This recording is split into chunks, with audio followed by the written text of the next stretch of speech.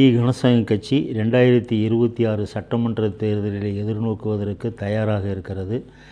எதிர்வரும் இந்த தேர்தலிலே தமிழகத்தில் இருக்கக்கூடிய 234 சட்டமன்ற தொகுதிகளிலும் இந்திய ஜனசங்க கட்சி போட்டியிடுவதற்காக ஆயத்த வேலையை தொடங்கிவிட்டது. அந்த 234 தொகுதிகளில் 117 தொகுதிகளில் மகளிருக்கும் 117 தொகுதிகளில் மற்றவர்களுக்கும் வழங்கப்படுகிறது. 1/3 பங்கு பட்டியலினத்தவர்களுக்கும் 1/3 பங்கு பட்டியலின அல்லாதவர்களுக்கும் 1/3 பங்கு மகளிருக்கும் தொகுதிகள் ஒதுக்கப்படுகின்றன. மேற்படி இந்த 234 சட்டமன்ற தொகுதிகளிலும் போட்டியிடுவதற்கான வேட்பாளர்கள் தேர்வு என்பது ஏற்கனவே யாரெல்லாம் சுயேட்சையாக அல்லது கட்சி சார்பாக போட்டியிட்டிருக்கார்களோ அவர்களுக்கு முன்னுரிமையும், இளைஞர்களுக்கு முன்னுரிமை, அது முதலில் 25 ஆண்டுகள் நிறைவு பெற்ற இளைஞர்களுக்கும் இளைஞர்களுக்கும் முன்னுரிமை வழங்கப்படும்.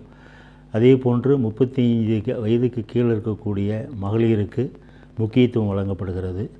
எந்த சூழ்நிலையிலையும் எந்த கட்சி உடனும் இந்திய ஜனசங்க கட்சி தேர்தல் உடன்பாடு வைத்துக்கொள்வதற்கு தானாக முன் செல்லாது. தேர்தலை பொறுத்த வரைக்கும் மிகவும் சவாலான தேர்தலாக 2026 சட்டமன்ற தேர்தல் இருப்பதாக கருதுகிறோம். இருப்பினும் இந்த ஜனநாயக முறையில் தேர்தல் களமும் போராட்ட களமும் சமமாக இந்திய ஜனசங்க கட்சி பார்க்கிறது. இந்திய ஜனசங்க கட்சியினுடைய ஒரே ஒரு இலக்கு ஆதிக்கத்தை தடுப்பது, அதற்காக அரசியல் ரீதியாக அணிதிரள்வது.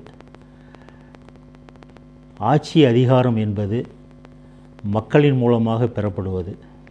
எனவே தேர்தல் சீர்திருத்தம் மிக மிக அவசியம் என்பதை இந்திய ஜனசங்க கட்சி உணர்கிறது. அதற்காக இந்திய தேர்தல் ஆணையத்திடமும் மத்திய அரசிடமும் தேர்தல் சீர்திருத்தம் குறித்து ஒரு விரிவான விவாதம் நடத்தப்பட வேண்டும். அவ்வாறு விவாதம் நடத்தப்பட்டால்தான் ஜனநாயக மாண்புகளை காப்பாற்ற முடியும். ஜனநாயக மாண்புகளை காப்பாற்றினால்தான் ஊழலற்ற, உங்களுக்கு ஆதிக்கமற்ற ஒரு நல்ல ஆட்சியை அமைக்க முடியும். நன்றி, வணக்கம். ஜெய் பீம், ஜெய் பாரத், ஜெய் புத்தா.